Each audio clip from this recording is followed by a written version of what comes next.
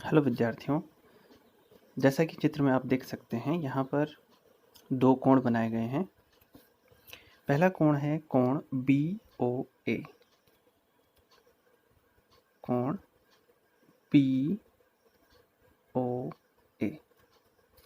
देखिए इसकी माप कितनी है, 60 अंश। ठीक इसी तरह से एक और कोण आपके सामने है, कोण BOC, कोण BOC। देखिए इसकी माप कितनी है, 120 अंश। तो अगर आप इन दोनों को जोड़ लेते हैं, 60 और 120, तो आपको कितना प्राप्त होता है, 180। तो ऐसे सभी कोण जिनमें दो कोणों को जोड़कर 180 प्राप्त हो, संपूरक कोण कहलाते हैं।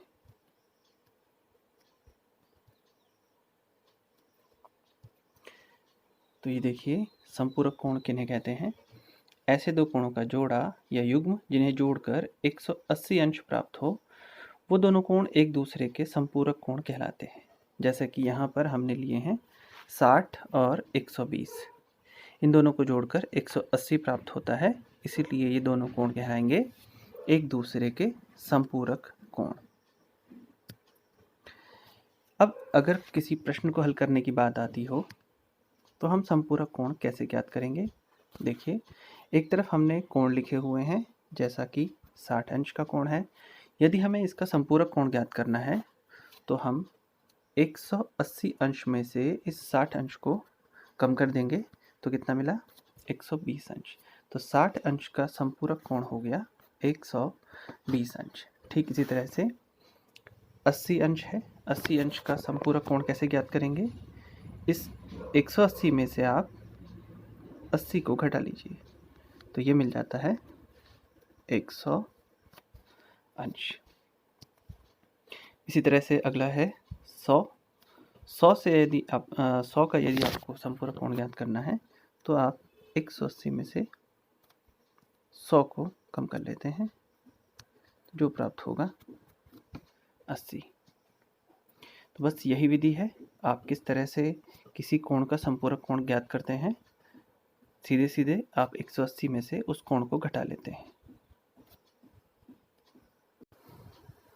तो अभी हम देख लेते हैं प्रश्नावली 5.1 का दूसरा प्रश्न, जिसमें हमें दिए गए कोणों का संपूरक कोण ज्ञात करना है। तो कैसे ज्ञात करेंगे, जैसा अभी भी बताया है आपको, संपूरक कोण ज्ञात करने के लिए हम 180 अंश में से उस दिए गए कोण को कम कर लेते हैं। तो यहाँ पर हमें 105 अंश का संपूरक कोण ज्ञात करना है। तो कैसे ज्ञात करेंगे, हम 180 में से उस 105 अंश को कम कर लेते हैं। ये रहा, तो ये आपको मिल जाएगा, 180 से 105 कम कर लीजिए, 75 अंश। तो 105 अंश का संपूरक कोण हो जाता है 75 अंश। ऐसे ही इसका अगला प्रश्न है, अगला प्रश्न है 87 अंश। हमें 87 अंश का संपूरक कोण ज्ञात करना है। तो इसे ज्ञात करने के लिए क्या करेंगे, ठीक उसी तरह से 87 अंश ही रहा, इसे आप 180 से कम कर लीजिए, तो देखिए घटाकर कितना आता है, 93 अंश। तो 87 अंश का संपूरक कोण हो जाएगा 93 अंश। ठीक इसी तरह से अगला प्रश्न है 154। 154 का संपूरक कोण आप ज्ञात करना चाहते हैं, तो 180 में से 154 को कम कर दीजिए, तो ये मिल जाता है 26 अंश। तो इस तरह से प्रश्न 2 पूरा होता है।